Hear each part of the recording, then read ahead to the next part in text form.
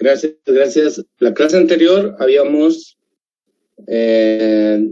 dejado el punto de los antecedentes históricos de cómo es que surge la investigación de operaciones, y hicimos un análisis cronológico, y pues ahora vamos a continuar, ¿ya?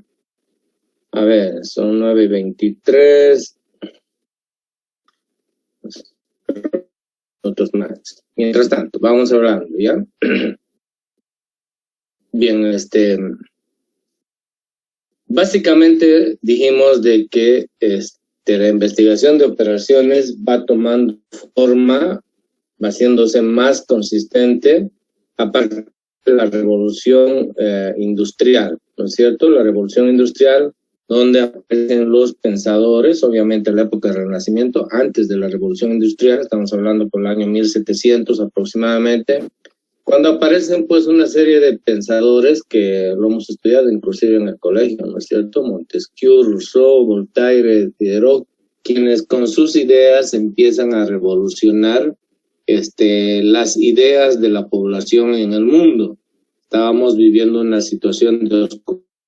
Estas ideas lo que hacen es cambiar el sentido de la visión que tienen las personas sobre la faz de la Tierra. Es cuando hay un giro de 180 grados, se dice, ¿no es cierto?, en que aparecen las teorías económicas, teorías administrativas, aparece la tecnología, etcétera, y entonces las organizaciones empiezan a sofisticarse mucho más. De simples talleres artesanales empiezan a organizarse ya en pequeñas empresas donde las ideas administrativas se van dando de a poco, ¿no? Y entre ellos habíamos hablado, bueno, creo que no hablamos, pero cuando empieza a transformarse estas pequeñas organizaciones, estos pequeños grupos humanos llamados talleres, en ya organizaciones algo más formales, es porque surgen estas ideas, ¿no es cierto?, de la etapa que inicia, que es de la ilustración. Pero fundamentalmente en el área de la investigación de operaciones, nacen unos estudiosos, diríamos así, que son los que en definitiva le dan el puntapié inicial al nacimiento de la investigación de operaciones. ¿Quiénes son estos? Obviamente son en el orden en que están presentados ahí. Taylor es el padre de la administración científica, ¿no? Quien es el que estudia de manera absolutamente científica todo lo que es la división del trabajo y su consecuente especialización. Recuerden que este es el fenómeno que hace que surja la investigación de operaciones. En las organizaciones hay una división del trabajo, las actividades que desarrollan las personas se van haciendo más especiales, más especializadas, y al mismo tiempo van surgiendo las responsabilidades administrativas. Por tanto, este señor Taylor es el que empieza a estudiar con mucho detalle este estudio de... Deme un minutito.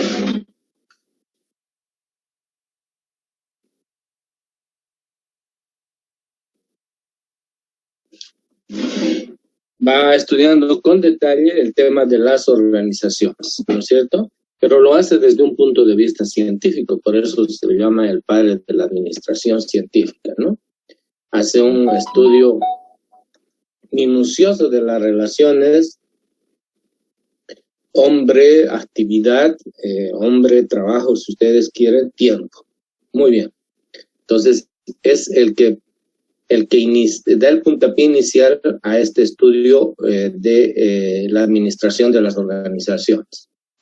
¿Y qué es lo que quiere? Obviamente, lo que quiere, el fin que busca este señor, es que la organización, es decir, la empresa naciente, el grupo humano que se convierte en una organización. Espera un minuto, está entrando. Bien, 3 minutos más y cerramos el ingreso de los estudiantes. Muy bien. Lo que quiere es que la organización sea eficiente y sea eficaz, ¿no? Sea eficiente quiere decir que con la menor cantidad de recursos posibles, obtengan los mayores beneficios, los mayores resultados posibles en cuanto a trabajo y en cuanto a rendimiento, en cuanto a dinero. Y eficaz en que pues los resultados se miden siempre al final del proceso y los procesos deberían satisfacer los objetivos planteados. Entonces, habla de, empieza inclusive a denotar estos conceptos de lo que es eficiencia, eficacia y hace todo un estudio científico. Muy bien.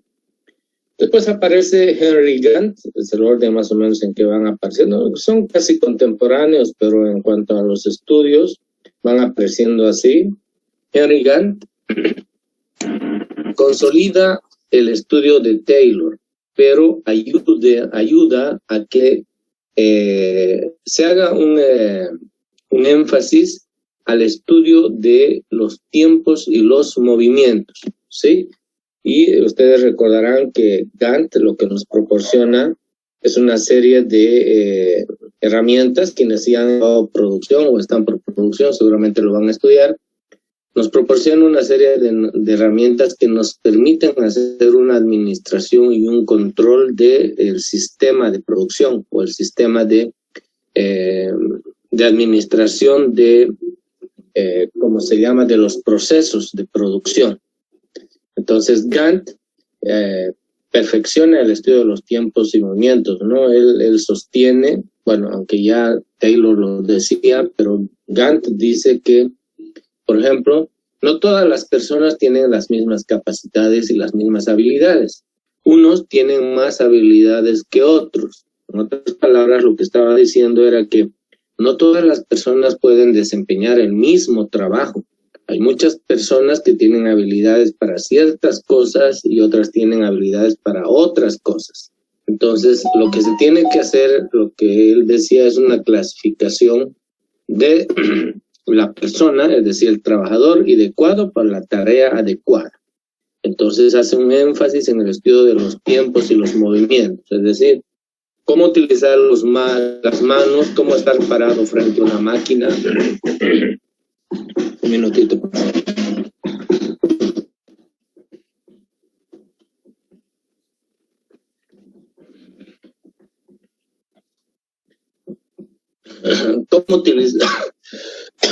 Cómo utilizar los tiempos en las actividades manuales, en las actividades de las máquinas, de modo que no haya desperdicios de tiempo y desperdicios de movimientos de los obreros, de modo que las tareas a consolidar sean más efectivas, ¿sí? Con el menor esfuerzo de mejores resultados.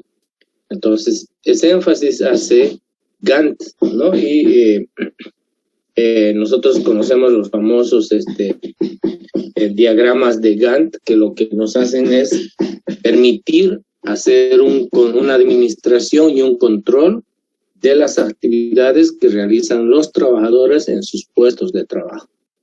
Eso lo van a estudiar, si es que todavía no lo han estudiado, más adelante. Ese es el aporte de Henry Gantt. Después aparecen dos personajes que son, bien, no entra nadie más a la clase, ¿ya? Hay dos personajes más que son esposos, es decir, son una pareja, y él es Frank Gilbreth y la señora Lillian Gilbreth. Ellos hacen también sus aportes científicos haciendo estudios respecto a el desempeño de los trabajadores en la organización, es decir, en la empresa. Por ejemplo, ¿qué es lo que hace Gilbreth? Hace un estudio de tiempos y movimientos, pero al detalle, dividiendo todas estas actividades en todos sus elementos posibles, de modo de que no exista desperdicio de recursos, tanto de tiempo, recursos humanos, esfuerzos, etcétera, etcétera, ¿ya? Entonces, Gantt perfecciona, va al detalle, digamos, de modo que la ejecución de los tiempos, de los movimientos de los trabajadores, por ejemplo, sean los parecidos al de un robot. Entonces, perfecciona ese estudio que iniciaron el señor Taylor y el señor Gantt. él sigue viendo la parte de ¿cómo se llama? La eficiencia de la organización, es decir, la eficiencia del trabajo de los componentes de la organización. ¿Y qué es lo que estudia la señora Gilbert? Es decir, ¿cuál es el apoyo de la señora Gilbert? El apoyo de la señora Gilbert es que contribuye al estudio de la persona, es decir, de la personalidad, ve la parte psicológica de los trabajadores. Ella dice de que si bien debemos perfeccionar la eficiencia del trabajador, esto siempre va ligado con el grado de satisfacción que tiene el trabajador. Por tanto, eso tiene que ver con la parte psicológica, ¿no? Y empieza a hacer una serie de estudios desde ese punto de vista, desde el punto humano, desde el punto de vista de la psicología de los trabajadores, ¿no? Y toma en cuenta, y bueno, hace una serie de estudios de satisfacción, de autoestima, de reconocimiento, de incentivos. Ustedes saben que un trabajador en la organización, si no se reconoce su trabajo, el trabajador muchas veces, pese a tener un salario, el trabajador no se encuentra realizado y no se encuentra satisfecho con su trabajo. Por tanto, su trabajo se podría convertir en una actividad tediosa. Y eso lo que hace es contribuir a que la organización sea menos eficiente y obviamente en consecuencia menos eficaz. Entonces, ella empieza a hacer una serie de estudios desde ese punto de vista, ¿no? Dice, pues, incentivos, por ejemplo, ¿no? Si un trabajador produce más que otro, entonces habrá que remunerarle económicamente o habrá que hacerle sentir de que él es el mejor, algo así, ¿no? Habrá que darle un reconocimiento, una condecoración, un reconocimiento económico, etc. Entonces, todo eso también, ustedes tienen toda una materia que se llama psicología industrial, si mal no recuerdo, por allá por el 9º semestre, van a estudiar estos temas, la parte psicológica del trabajador. Muy bien. Entonces, este es el aporte de los señores Gilbert, pero fíjense, ellos lo que están haciendo es siempre tratando de contribuir a la eficiencia de la organización. La eficiencia quiere decir obtener los mejores resultados, los mayores resultados con los menores costos, es decir, con el menor esfuerzo posible. Muy bien. Después surge Henry Fayol. Henry Fayol prácticamente es quien delinea o quien define, por ejemplo, las actividades o las funciones que debe realizar cada obrero en un puesto de trabajo, ¿sí? Entonces, de ahí, él es uno de los primeros en dar a relucir la idea de que en toda organización debe existir un manual de funciones para cada uno de los trabajadores de la empresa, desde el gerente, desde el máximo gerente hasta el primer trabajador. Entonces, todo este conocimiento de los tiempos y movimientos, la división del trabajo, la especialización, la asignación de responsabilidades, los estudios psicológicos, todo, Fayol lo plasma en unos principios generales de administración. Entonces aquí, por ejemplo, surge ya la estructura organizacional que hay en las organizaciones, es decir, los niveles jerárquicos. Generalmente se supone, bueno, se establece de que hay 3 niveles jerárquicos. Y esos niveles jerárquicos son los operarios, el nivel intermedio y el nivel medio, que son las gerencias. Muy bien, eso también lo van a ver en otra materia que se llama producción. Pero Fayol empieza a delinear todo lo que es la parte administrativa. Va definiendo qué funciones deben cumplir cada tipo de trabajador en cada área dentro de la organización. Aquí, por ejemplo, surge la noción de las jefaturas, de los capataces, qué sé yo, de los coordinadores, etcétera, etcétera. Es decir, le da el marco teórico, el fundamento teórico, si ustedes quieren, a todo lo que es este estudio de la organización y administración de una empresa o de una organización. Muy bien. Ya a finales de 1800 y principios de 1900, si bien ya había una industria automovilística en Estados Unidos arcaica, estoy hablando de la industria Ford, la que fabrica los vehículos Ford. A la cabeza o el propietario de esta industria estaba Henry Ford. Henry Ford es uno de los personajes, digamos así, de la historia, que lo que hace es influir de manera sustantiva en lo que es el proceso de producción de lo que es la industria en sí misma. Inicialmente en su rubro, obviamente dentro del rubro automovilístico, lo que hace Ford es establecer los principios de la producción continua. Es decir, de que, por ejemplo, si se va a fabricar un auto, el auto debería fabricarse en 1 hora y el auto debería pasar por distintas etapas o puntos de fabricación. Y no como antes, que primero se fabricaban las piezas, después se fabricaba otras piezas más grandes, después se ensamblaba, después se pintaba, por tanto, era como una especie de producción por lotes, ¿sí? Entonces, Henry Ford lo que hace es revolucionar el concepto de producción. Se empiezan a producir de manera continua. Es decir, se empieza con el colocado, qué sé yo, del chasis, las ruedas, la carrocería, el motor, pero de una sola vez. Por tanto, un auto quedaba fabricado, qué sé yo, en 2 horas, en 3 horas. La producción, el proceso de producción era continua, no era por intervalos o por lotes de producción. Entonces, este concepto es el primero a revolucionar la industria Ford, que es la que fabrica los automóviles en Estados Unidos y que es en esa época, más o menos finales de 1800, que empiezan los automóviles a surgir de manera absolutamente arcaica, ¿no? Y de ahí Ford va posicionando la marca y va posicionando su imagen y además va revolucionando el concepto del proceso de producción. Pero no solo eso, también establece ya como una gran industria, digamos, los sistemas de comercialización y obviamente el sistema de postventa, quiere decir la asistencia técnica. Si vas a vender un vehículo, también puedes vender un servicio de mantenimiento, de reparación, etcétera, etcétera. Es lo que se llama la postventa. Y el sistema de distribución, obviamente, que incluye la mercadotecnia,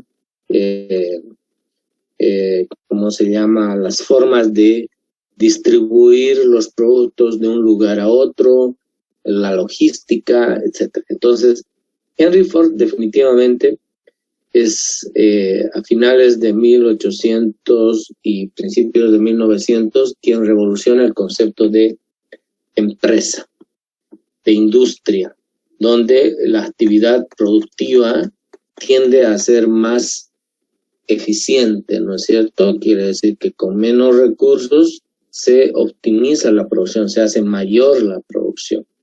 Empiezan a surgir, qué sé yo, aquí los sistemas mecánicos de producción, ¿no? Los rieles, las cintas transportadoras, los equipos tecnológicos, un poco la robótica, obviamente estoy exagerando, robótica en el sentido tal, en esa época no había, pero esta es la base para la aparición pues de la robótica en reemplazo de las personas, ¿no es cierto?, en los sistemas de producción. Entonces, fíjense, estamos hablando de principios de 1900 todavía. Entonces, ya la idea de organización y administración de una empresa ya está casi consolidada. Quizá faltan algunas cosas que obviamente en el transcurrir del tiempo se van consolidando, ¿ya? Y es precisamente que surgen unos eventos bélicos, ¿no? La Primera Guerra Mundial. Estas guerras mundiales definitivamente son eventos que lo que hacen es catapultar los sistemas de administración arcaicos o rudimentarios dentro de las organizaciones económicas, ¿no? A ver, resulta que cuando surge el primer conflicto bélico, lo que se llama la Primera Guerra Mundial, pues el mundo todavía estaba funcionando de manera precaria en cuanto a su tecnología. Por tanto, con las disculpas del caso, ¿hay un ruido terrible que lo escuchan ustedes? Sí, se escucha. Están construyendo por eso. Interfiere mucho porque la podemos suspender la clase si quieren, es que lamentablemente están trabajando aquí al lado y no puedo hacer absolutamente nada. ¿Es mucho el perjuicio? Se escucha muy fuerte, ingeniero. Se escucha fuerte, sí, es que yo estoy en mi sala de estudios y es en la casa de al lado que colinda con eso que están trabajando. Entonces, ¿qué hacemos? Lo podemos suspender la clase para esta noche, pero tipo 11 de la noche. Está bien. Está bien, sí, está bien, ingeniero, está bien, no hay problema. Claro, Inge. Ya, sí, porque a mí también me duele mi cabeza porque está muy complicado esto. Bien, entonces hagamos una cosa. Yo les voy a mandar un link para las 11 de la noche y recuperamos una horita de clases de 11 a 12 de la noche. ¿Está bien? Listo, ingeniero. Está bien, ingeniero. Está bien. Ya, les mando entonces el link, por favor, un poquito más tarde. Ingeniero, disculpe un momento. ¿No será que usted no podría mandar este PDF? Sí, no se preocupe, les voy a mandar. El problema es que no he tenido tiempito, estoy con muchas actividades en la carrera petrolera y les voy a mandar, por favor, les voy a mandar, va a estar en el material, no se preocupe, ¿ya? Gracias, ingeniero, porque vayamos leyendo. Ya, Inge, gracias. Ingeniero, Ya. Disculpe, no Diga. sé si una consulta pequeñita sobre Henry Ford, Sí. antes que se me vaya la idea. No entendí muy bien el concepto de cuando ensamblan el automóvil, digamos, como que antes era por partes y ahora es continuo. No se me, Claro, no me lo que quedó pasa es que el proceso de producción de un automóvil antes no era continuo, es decir, se producía, a ver cómo les digo, primero se producían los chasis, por decir algo, en un área. En otro área se producían, qué sé yo, las ruedas, rodamientos. En otro área se producían otras partes, en otras partes. Entonces, después se iba ensamblando de a poco. Esta es una producción intermitente. Quiere decir que un vehículo podía iniciar el proceso de armado un día y terminar en 3-4 días. En cambio aquí, voy a intentar conseguir hay un video que habla de este tema, de Ford, voy a intentar conseguir, donde el proceso de producción empieza, por ejemplo, ya las partes están producidas. Entonces, el ensamblaje empieza en un punto y todo el sistema va recorriendo por unas rieles, lo que llamamos el trillo, ¿no es cierto? Entonces pasan de un punto a otro punto y a medida que el vehículo, o sea, el chasis va avanzando, va adquiriendo forma, ruedas, rodamientos, qué sé yo, la carcasa, el motor, etcétera, de manera absolutamente continua. Entonces, cuando ustedes lleguen a producción, van a ustedes a estudiar los sistemas de producción. Hay sistemas de producción que son intermitentes, continuas y por lotes de pedido. Entonces, en esta época es que con Ford empieza precisamente el sistema de producción continua, que es lo que hoy rige en todas partes y en todas las empresas. Ya el anterior sistema ha quedado caduco. Obviamente se producen en algunos lugares donde están empezando, donde son sistemas de producción muy pobres, digamos, ¿no? Que no tienen inversión. Muy bien, voy a tratar de conseguirles el video para que lo puedan ver. ¿Ya? Muy bien. Gracias, ingeniero. Está bien, ingeniero. Suspendemos la clase.